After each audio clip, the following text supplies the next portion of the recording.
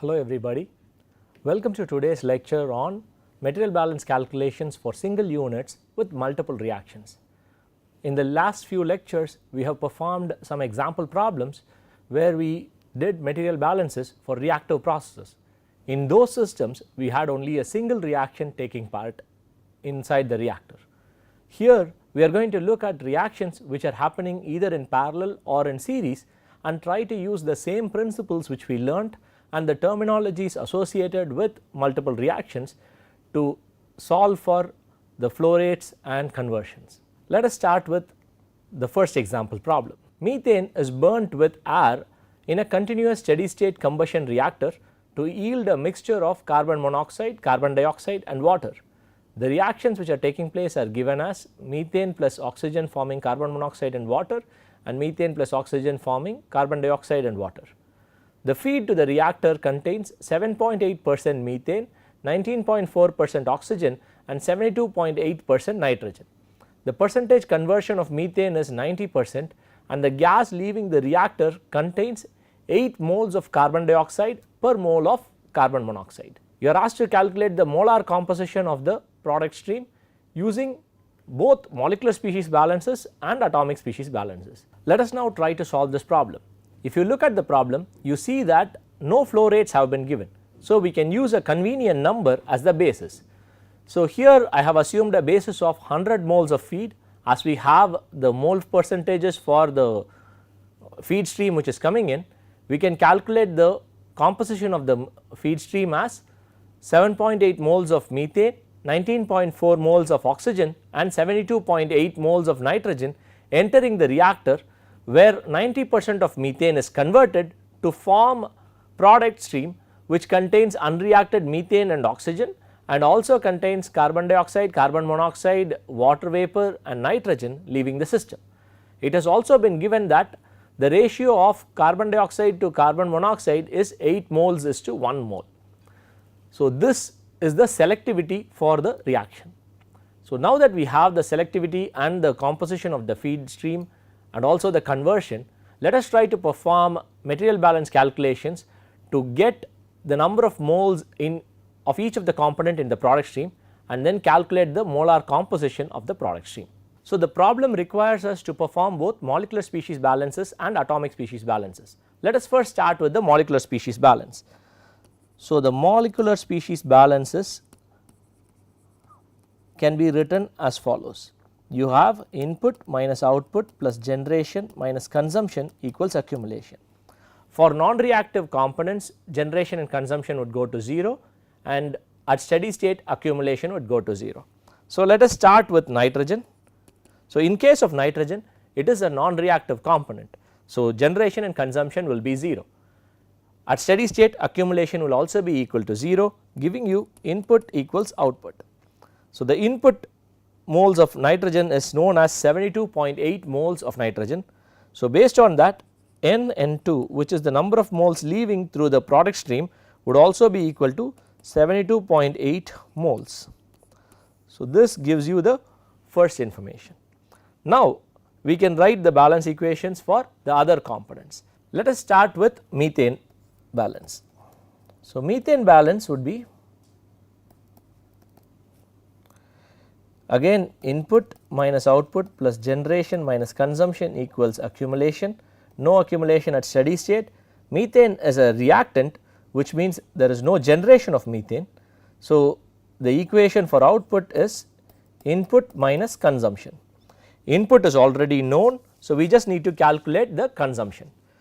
So, methane can technically be consumed by both the reactions. So, reactions 1 and 2 both consume methane, and it has been told that the total consumption of methane is 90%, which is the conversion of methane. So, total consumption for methane would be 0.9 times input, which is 0.9 times 7.8 moles, giving you a total consumption of 7.02 moles.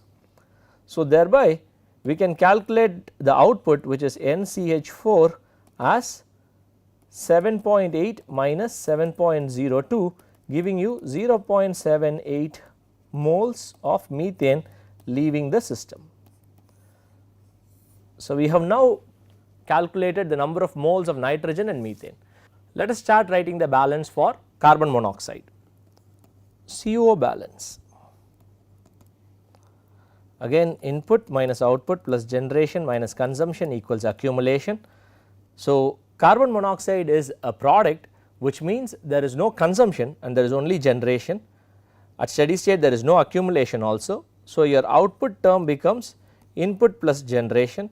So, as carbon monoxide is not entering the system also, output is actually equal to only generation. So, to calculate generation of carbon monoxide, we need to know how much of methane is entering into the first reaction and how much of methane is actually entering into the second reaction. So, let us call consumption of methane by the first reaction as CH4 So, generation of carbon monoxide, generation of carbon monoxide would be equal to consumption of methane in reaction 1 based on stoichiometry. So, this generation term for carbon monoxide is equal to consumption of methane in the first reaction. Similarly, for carbon dioxide, the generation term for carbon dioxide would be equal to the consumption of methane in the second reaction. Now, we already know that the total consumption of methane is 7.02 moles, which means consumption of methane in the first reaction plus consumption of methane in the second reaction is equal to 7.02 moles. So, substituting the generation terms for carbon monoxide and carbon dioxide there, we would have GCO plus GCO2, which are the generation terms, is equal to 7.02. So, this can be equation 1. Another information which has been given to us is the ratio of carbon dioxide and carbon monoxide in the output streams, which is NCO2 divided by NCO is equal to 8. So, we already know from the balance equations that the number of carbon dioxide moles leaving the system would be equal to the amount of carbon dioxide generated, and similarly number of carbon monoxide moles leaving would be equal to the number of carbon monoxide moles that are generated.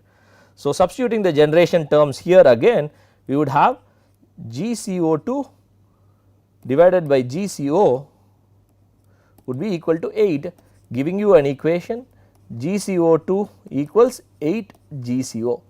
So, this is the second equation. Now that we have two equations and two unknowns, we can solve for the number of moles of carbon dioxide and carbon monoxide that is generated, which will also be equal to the number of moles of carbon monoxide and carbon dioxide that is actually leaving the system. By solving these two equations, we get NCO2,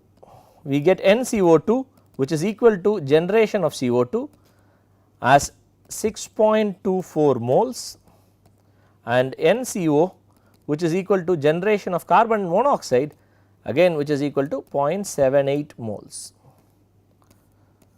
So, this gives us the information about the carbon monoxide and carbon dioxide leaving the system. So, now we have calculated the number of moles of methane leaving the system, number of moles of carbon monoxide leaving the system, number of moles of carbon dioxide leaving the system, and number of moles of nitrogen leaving the system. We still need to calculate the number of moles of water and oxygen which are leaving the system. So, let us write a balance for water. We start again with input minus output plus generation minus consumption equals accumulation. So, no accumulation at steady state. Water is a product, so which means there is no consumption.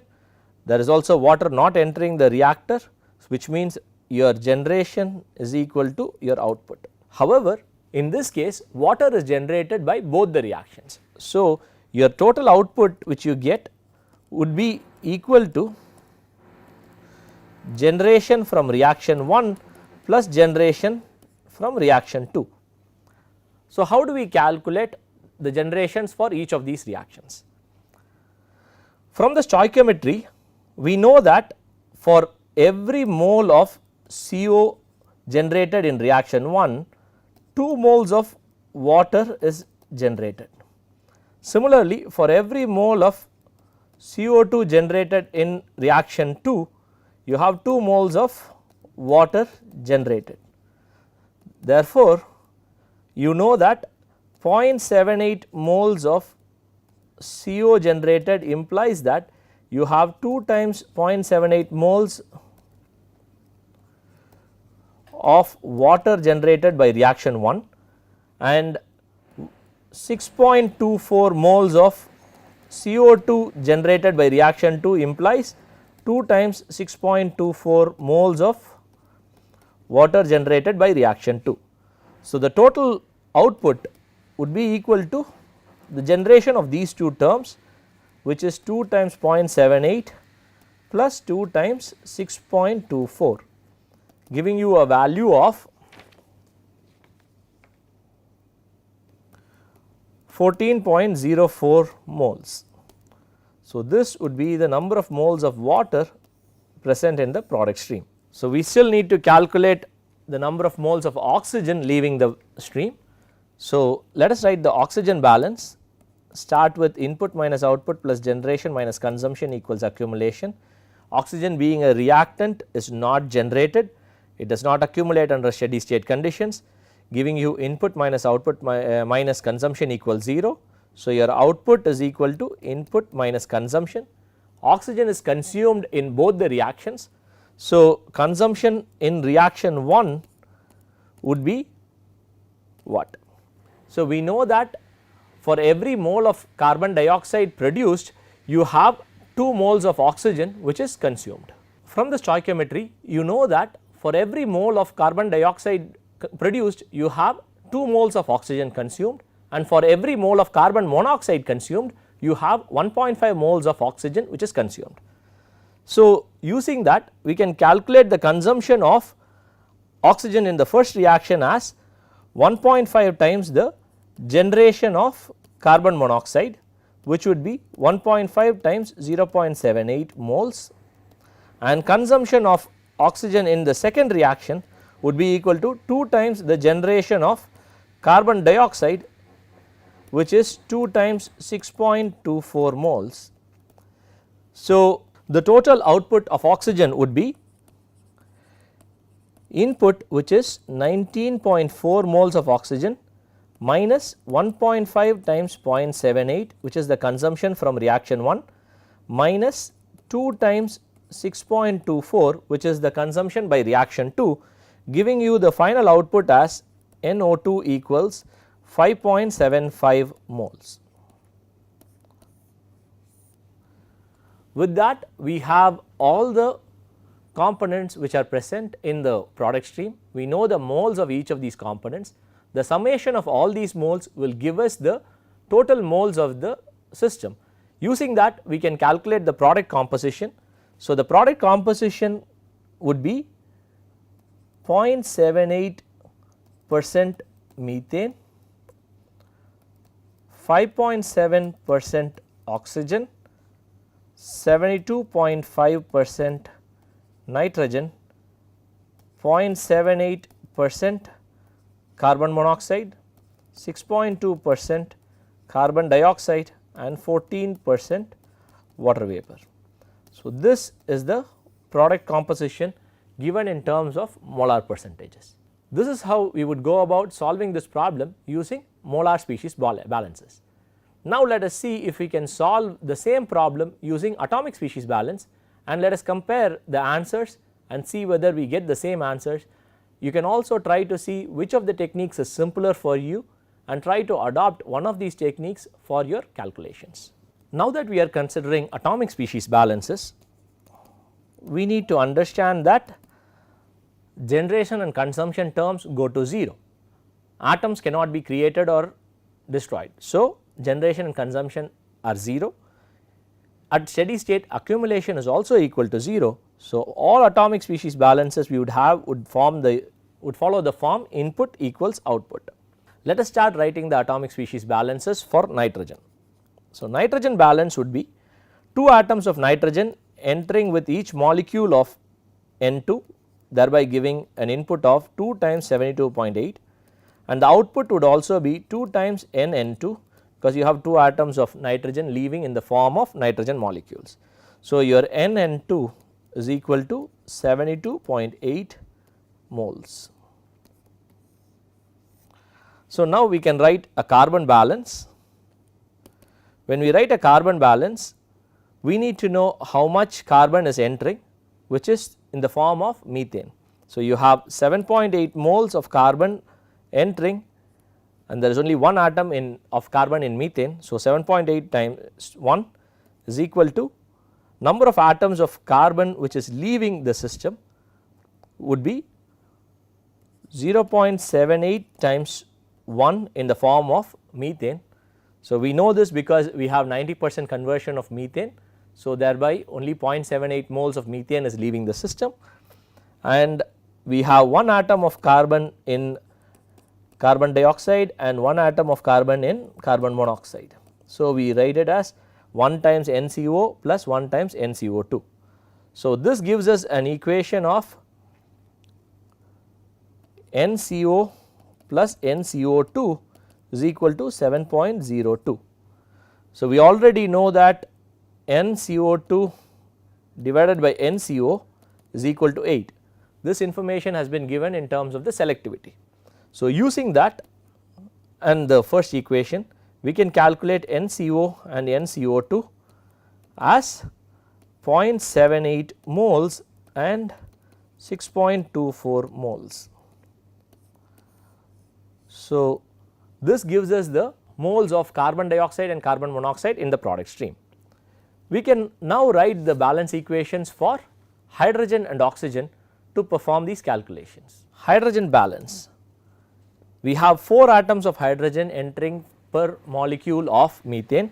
So, atomic balance for hydrogen would be 7.48 times 4, which is input, is equal to 0.78 times 4, which is the number of atoms of hydrogen leaving through methane, plus NH2O times 2. So, using this we can calculate NH2O as 14.04 moles, and finally, we can write the oxygen balance, which would be 2 atoms of oxygen per molecule of oxygen entering, which is 19.4 times 2 is equal to 0.78 times 1, which is the number of moles of carbon monoxide which is leaving the system, plus 2 times the number of moles of carbon dioxide leaving the system, which is 6.24, plus 1 times the number of moles of water vapor leaving the system, which is 1 times 14.04, plus 2 times number of molecules of oxygen leaving the system, giving you NO2 equals 5.75 moles. So, again we have been able to calculate all the terms which we have looked for. So, if you were to compare the values which we got through molecular species balance and atomic species balance, they would all be the same, validating that the techniques we used and the final answers we arrived are accurate. So, we can again calculate the molar percentages using these values to get the same values as we got using molecular species balance. So, with that we will come to the conclusion for today's lecture. We will continue with more example problems where reactions happen in parallel and series for us to get more clarity on how to solve such problems. Thank you.